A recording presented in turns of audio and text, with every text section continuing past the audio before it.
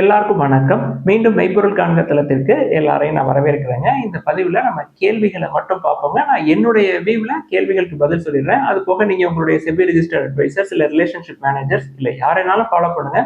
But கொஞ்சம் study பண்ணிட்டு invest பண்ணணுங்க. ஃபர்ஸ்ட் எம்டார் டெக்னாலஜிஸ் பத்தி நீங்க டிஸ்கஸ் பண்ணியிருந்தீங்க சார். பயங்கரமா ரேலியா இருக்கு அப்படின்னு சொல்லியிருந்தீங்க. அது போக ப்ரமோட்டர்ஸ் வந்து ஷேர்ஸை பிளஸ் பண்ணி வச்சிருக்காங்க. பிளஸ் ப்ரமோட்டர்ஸோட ஹோல்டிங்ஸும் தொடர்ந்து குறைஞ்சிருக்கு சார் அப்படின்னு சொல்லி ஒரு நண்பர் எழுதியிருக்காங்க. ரியலி வெல் அண்ட் குட்ங்க. இதெல்லாம் நம்ம பார்க்க கத்துக்கணும் அப்படின்னு தான் சொல்றோம். எம்டாரை பொறுத்த வரைக்கும் டிஃபென்ஸ் அண்ட் ஏரோஸ்பேஸ்ங்க பயங்கரமா இந்த வார் சுச்சுவேஷன் இருக்கிறதுனால பயங்கரமா ஏற்றிருப்பாங்க. பட் டிஃபென்ஸ் ஏரோஸ்பேஸ்க்காக நம்ம டைரக்டா டிஃபென்ஸ் ஸ்டாக்கை பார்க்கணும் அப்படின்றது அவசியம் கிடையாதுங்க. நம்ம ஏற்கனவே ஒரு சில ஸ்டாக்ஸ் எல்லாம் கன்சிடர் பண்ணிட்டு இருக்கோம். அவங்களும் டிஃபென்ஸ்ல ஒரு சிக்னிபிகன்ட் ரோல் பிளே பண்றாங்க. எல்என்டி எடுத்துக்கிட்டோம்னா அவங்களுக்கு கீழேயும் ஒரு வெர்டிகல் இருக்குங்க, டிஃபென்ஸ் அண்ட் ஏரோஸ்பேஸ் அப்படின்னு சொல்லிட்டு. அதே மாதிரி டாடா மோட்டார்ஸ் பேசஞ்சர் வெஹிக்கிளா இருக்கட்டும் இல்ல கமர்ஷியல் வெஹிக்கிளா இருக்கட்டும், ரெண்டுமே. இப்ப டாடா டெக்னாலஜிஸ் எடுத்துக்கிட்டோம்னா அவங்க டிஃபென்ஸ்க்கும் ப்ராஜெக்ட்லாம் பண்றாங்க. டாடா டெக்னாலஜிஸோட ப்ரொமோட்டர் யாரு? டாடா மோட்டார்ஸ் பேசஞ்சர் வெஹிக்கிள் தான். பிளஸ் டாடா மோட்டார்ஸ் கமர்ஷியல் வெஹிக்கிளும் இருக்கிறாங்க. தென் அசோக் லேலண்ட் இருக்கு. தென் காட்ரேஜ் இண்டஸ்ட்ரீஸ் கீழே ஏரோஸ்பேஸ் அண்ட் டிஃபென்ஸ் இருக்கு. தென் டாடா கெமிக்கல்ஸ் எடுத்துக்கிட்டோம்னா டாடா சன்ஸ்ல ஒரு 2.5% ஸ்டேக் இருக்குங்க. டாடா குடும்பத்தில் இருக்கக்கூடிய பெரும்பாலான லிஸ்டட் என்டிட்டிஸ்க்கு யார் ப்ரொமோட்டர்? டாடா சன்ஸ் தான் ப்ரொமோட்டர். இதெல்லாம் போக அசோக் லேலண்டையும் பார்க்கலாம். ஸோ இன்டெரக்டா நம்ம டிஃபென்ஸ் எல்லாம் கன்சிடர் பண்ணிக்கிட்டே தான் இருக்கோம். அதனால ஹையர் வேல்யூவேஷன் இருக்கக்கூடிய ஸ்டாக்கோ இல்லை ப்ரமோட்டர்ஸ் பிளஸ் பண்ணி இருக்கக்கூடிய ஸ்டாக்கோ இல்லை ப்ரமோட்டர்ஸ் ஹோல்டிங் தொடர்ந்து குறைஞ்சிக்கிட்டே இருக்கு அப்படின்னு சொல்லி எம்டார் டெக்னாலஜிஸை பார்க்கணும் அப்படின்ற தேவையில்லைங்க. ஹையர் வேல்யூவேஷன்ல என்ன விஷயம் அப்படின்னா எஃப்ஐஎஸ் அக்ரெசிவா என்ட்ரி கொடுக்குற மாதிரி தெரியுது. அடுத்து ஜிஆர்எஸ்சி பத்தி கேட்டிருக்காங்க. உங்களுடைய டார்கெட் என்ன அப்படின்னு சொல்லி கேட்டிருக்காங்க. நம்ம எந்த பங்குக்குமே வந்து டார்கெட் இவ்வளவு அப்படின்லாம் சொல்றதே கிடையாது. நல்ல லெவல்ல பிடிங்க, பத்திரமா வச்சுக்கோங்க அப்படின்னு தான் சொல்றோம். நிறைய பங்குகள் மேலெல்லாம் ஏறிடுச்சு, மேல போயிடுச்சு, கீழே போயிடுச்சு அப்படின்ற சொல்லக்கூடிய வழக்கமும் நம்மளுக்கு கிடையாதுங்க. கார்டன் ரிச்சை பொறுத்த வரைக்கும் வேல்யூவேஷன் காஸ்ட்லியா இருக்குங்க, 50 டைம்ஸ் earnings. பட் Q4 பொறுத்த வரைக்கும் உங்களுடைய பெர்ஃபார்மன்ஸ் நல்லா இருக்குங்க. ப்ராஃபிட் ஆஃப்டர் டேக்ஸ் வந்து ஒரு 24% ஏறி இருக்கு. ரெவன்யூ வந்து ஒரு 29% பக்கமா ஏறி இருக்குங்க. Q4 பொறுத்த வரைக்கும் கம்பெனி வந்து இன்புட் காஸ்ட்டை பயங்கரமா குறைஞ்சிருக்காங்க, 22% குறைஞ்சிருக்காங்க. ஷேர் ஹோல்டர்ஸ்க்கு டிவிடெண்ட் அனௌன்ஸ் பண்ணியிருக்காங்க, ₹6.70 பெர் ஷேர். அடுத்த ஒரு நண்பர் என்ன எழுதியிருக்கிறாங்க, சார் இப்போதான் நான் வந்து சந்தையில இன்வெஸ்ட் பண்ண ஆரம்பிச்சிருக்கேன். பட் நான் பிக் பண்ண ஸ்டாக் எல்லாமே ஒரே ஒரு குரூப் கீழே இருக்கக்கூடிய பங்குகளாக பிக் பண்ணிட்டேன். இப்போ எடுத்துக்காட்டுக்கு TMCV, TMPV, Tata steel, Tata chemicals, TCS இந்த மாதிரி பங்குகளை எடுத்துட்டேன் அப்படின்னு சொல்லி எழுதியிருக்கிறாங்க. இதுல எந்த தவறுமே கிடையாதுங்க. எல்லாமே வந்து நல்ல வேல்யூவேஷன்ல தான் இருக்கு. டிசிஎஸ்ஸா இருக்கட்டும், டிசிஎல் டாடா கெமிக்கல்ஸா இருக்கட்டும், இல்லை டாடா மோட்டார்ஸா இருக்கட்டும். ஈவன் டாடா ஸ்டீலே வந்து 30 டைம்ஸ் ஏர்னிங்ஸ்க்கு கீழே தாங்க இருக்கும். ரேலி ஆயிருக்கும், அதனால நம்ம அதை பார்க்கறது இல்லை. அது போக நீங்க இனிமே வரக்கூடிய காலங்கள்ல மற்ற இடங்களையும் நீங்க பார்க்கலாங்க. கோல்டு கொஞ்சம், பவர் கிரிட் கொஞ்சம், பாண்டு கொஞ்சம், பேங்கிங், ஃபினான்ஷியல் சர்வீசஸ், எனர்ஜி அப்படின்னு சொல்லிட்டு உங்களுடைய போர்ட்போலியோவை டைவர்சிஃபை பண்ணலாம். நீங்க எடுத்தது எல்லாமே நல்ல நிறுவனங்களை தான் எடுத்துட்டீங்க, அதனால அதை பத்தி ஒரி பண்ண தேவையில்லை. அடுத்து சமான் கேபிட்டல் பத்தி எழுதியிருக்கிறாங்க. சார் நல்ல வேல்யூவேஷன்ல இருக்கு, இது ஓகேயா அப்படின்னு சொல்லி எழுதியிருக்கிறாங்க. சமான் கேபிட்டலை பொறுத்த வரைக்கும் international holding company, majority stake எடுக்க போறாங்க, நல்ல நிலைமை கொண்டு வந்துருவாங்க. ஸோ கான்ஃபிடென்ட்டா வெயிட் பண்ணலாம். பட் அவங்க டேர்ன் அரௌண்ட் பண்றதுக்கு ஒரு 5 or 6 இயர்ஸ் ஆகுங்க. வாட்ச் லிஸ்ட்ல ஆட் பண்ணலாமா அப்படின்னு சொல்லி கேட்டிருக்காங்க. என்கிட்ட ஏற்கனவே நல்ல ப்ரமோட்டர்ஸ் இருக்கக்கூடிய, நல்ல ஸ்ட்ராங்கான ப்ரமோட்டர்ஸ் இருக்கக்கூடிய நிறைய பேங்கிங், ஃபினான்ஷியல் சர்வீசஸ், என்பிஎஃப்சிஸ்லாம் நிறைய இருக்குங்க. அதனால என்னால் ஆட் பண்ண முடியாது சமான் கேபிட்டலை. அடுத்து கோல் இண்டியா பத்தி கேட்டிருக்காங்க. கோல் இண்டியா பொறுத்த வரைக்கும் நேற்று சொன்னோம் இல்லையா, ஏப்ரல்ல ப்ரொடக்ஷன் இறங்கியிருக்கு ஒரு 9.7% அப்படின்னு சொல்லிட்டு. மண்டே இதற்காக ஷேர் பிரைஸ் அடிச்சாங்க அப்படின்னா நம்மளுக்கு ஆப்பர்ச்சுனிட்டியா இருக்குங்க. பட் ஏற்கனவே நல்ல வேல்யூவேஷன்ல தான் இருக்கு. தென் பஜாஜ் ஹவுசிங் ஃபைனான்ஸ் பத்தி எழுதியிருக்கிறாங்க. ரொம்ப ரொம்ப காஸ்ட்லிங்க. பிரைஸ் டு புக் 3 விட அதிகமா இருக்கு. 2 டைம்ஸ்க்கு கீழே வந்தா நம்ம பார்க்கலாங்க. அதாவது ₹45, ₹50 வந்தா நான் பார்ப்பேன். லிஸ்டிங் பிரைஸே வந்து 70ங்க. ஸோ லிஸ்டிங் பிரைஸ் எடுத்துக்கிட்டோம்னா இப்போ அதை விட அதிகமாக தான் இருக்கு.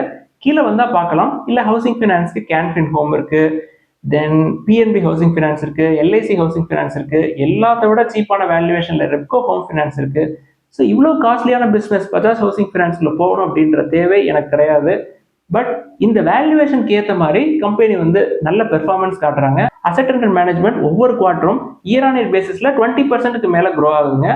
தென் விப்ரோவை பார்க்கலாமா சார் அப்படின்னு சொல்லி எழுதியிருக்கிறாங்க. விப்ரோ அந்த ஐடி கெயின்ஸ் எடுத்துக்கிட்டீங்கன்னா இவங்க லோயர் லெவல்ல தாங்க இருக்கிறாங்க. பட் ரொம்ப லாங் டேர்ம்ங்க, நீங்க 6 or 10 இயர்ஸ் வரைக்கும் வெயிட் பண்ண வேண்டியிருக்கும். அவ்வளவு பொறுமை இருக்கும் அப்படின்ற பட்சத்துல உங்களோட பொறுமையே சோதிக்கப்படலாம்.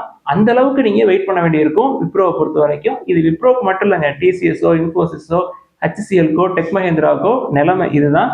அடுத்து price to book, price to earnings, then debt to equity, இதெல்லாம் ரொம்ப முக்கியமா பாக்குறீங்க. அது போக earnings yield, ROE, dividend yield, EPS, ROI, இதெல்லாம் நீங்க பாக்குறது இல்லையா அப்படின்னு சொல்லி எழுதியிருக்கிறாங்க. இதெல்லாம் நான் பாக்குறது இல்லைங்க. நம்ம பிடிக்கிறதே ரொம்ப ரொம்ப லோயர் லெவல்ல பிடிக்கிறோம். நல்ல ப்ரொமோட்டரா இருக்கிற குரூப்பா பார்த்து பிடிக்கிறோம்.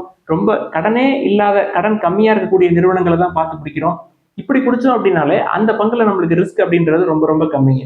அதுக்கு மேல நம்ம கடைபிடிக்க வேண்டிய ஒரே ஒரு விஷயம் பொறுமை மட்டும்தான். இப்ப எடுத்துக்காட்டுக்கு தமிழ்நாடு மெர்கன்டைல் பேங்க் நம்ம லோயர் லெவல்ல தான் பிடிச்சோம். செப்டம்பர் 2023ல IPO வந்துச்சு. நம்ம 2 வருஷம் பொறுமையா வெயிட் பண்ணோம். இப்ப எவ்வளவு ரிட்டர்ன், எவ்வளவு டிவிடெண்ட் ஈல்டு எல்லாத்தையும் நீங்களே கணக்கு போட்டு பார்த்துக்குங்க. நல்ல லெவல்ல பிடிங்க, உங்களுக்கு கிடைக்கிறது நல்லா கிடைக்குங்க.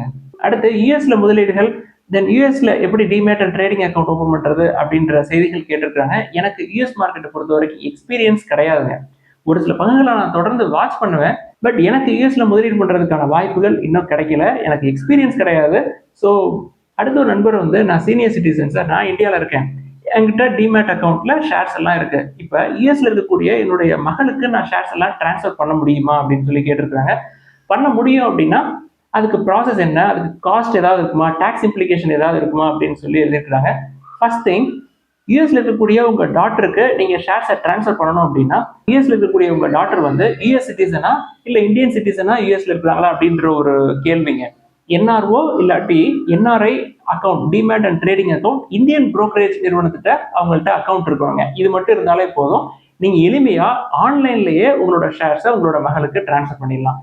உங்களுக்கு ஆன்லைன்ல டிரான்ஸ்ஃபர் பண்றதுக்கு கடினமா இருந்தது அப்படின்னா புரோக்கரேஜ் நிறுவனங்களை காண்டாக்ட் பண்ணி நீங்க வந்து டிரான்ஸ்ஃபர் பண்ணிடலாங்க. எளிமையான ப்ராசஸ் தான். ஒரு ஸ்கிரிப்டுக்கு 18 ரூபாயோ 20 ரூபாயோ சார்ஜஸ் எடுப்பாங்க.